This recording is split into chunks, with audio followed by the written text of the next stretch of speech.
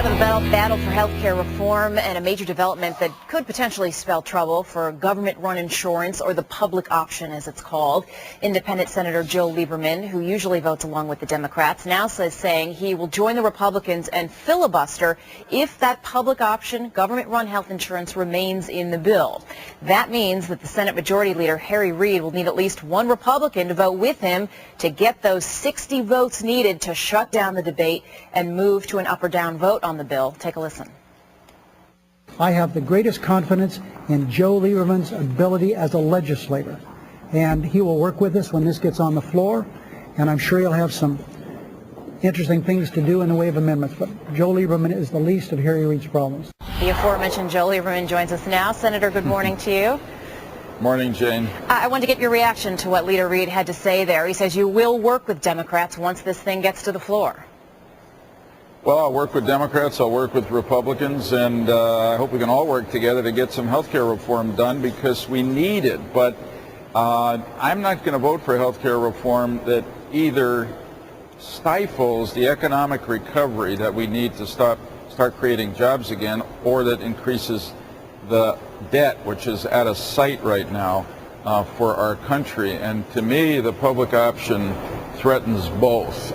It's just unnecessary. There's great stuff that we're discussing that can stop the increase in healthcare costs, regulate insurance companies, cover some people who are not covered with insurance now. This is a new entitlement program, and the taxpayers and the premium payers are going to end up paying for it, or else the debt's going to go higher, and that's just the wrong thing to do now. So I just felt if I believe that, it was time for me to say it. Senator, supporters of this government-run health insurance say that your economic argument really makes no sense because the public option, they say, would actually lower costs because it would exert pressure on private insurance out there. I don't agree, and here's why.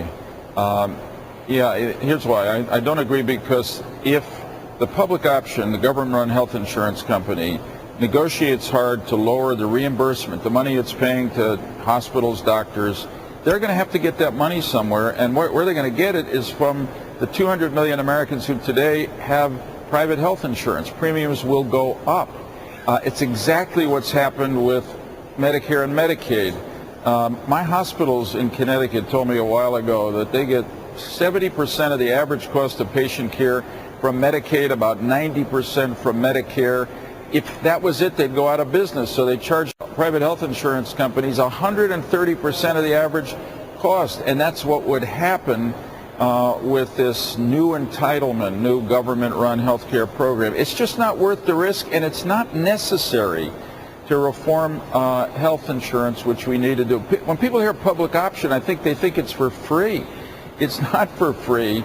Somebody's going to have to pay for it, and you can bet it's going to be the taxpayers and the people who pay health insurance premiums now. And speaking of your home state of Connecticut, I don't have to tell you what the critics are saying, that Connecticut is home to so many insurance companies, in general, about 72 headquarters. Those are not all healthcare insurance companies. That's what's driving your opposition to this, that you've got that constituency back home and those potential campaign dollars. Well, I mean, that's insulting. It's also just not right. I've said all along that I support tougher regulation of insurance companies. I've said I support the removal of the antitrust exemption for insurance companies. Hey, when I was Attorney General of Connecticut, I sued the Connecticut insurance companies.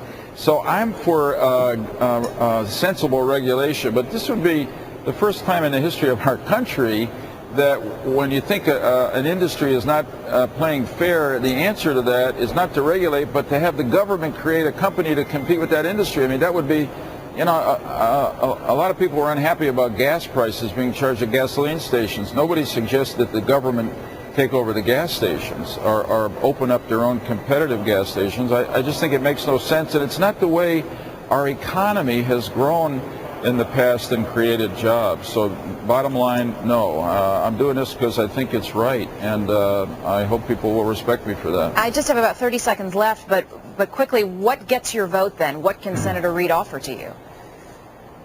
Well, just so much of the rest of the bill. Just take this government-created, government-run health insurance company that will cost the taxpayers, premium payers, and the debt a lot of money.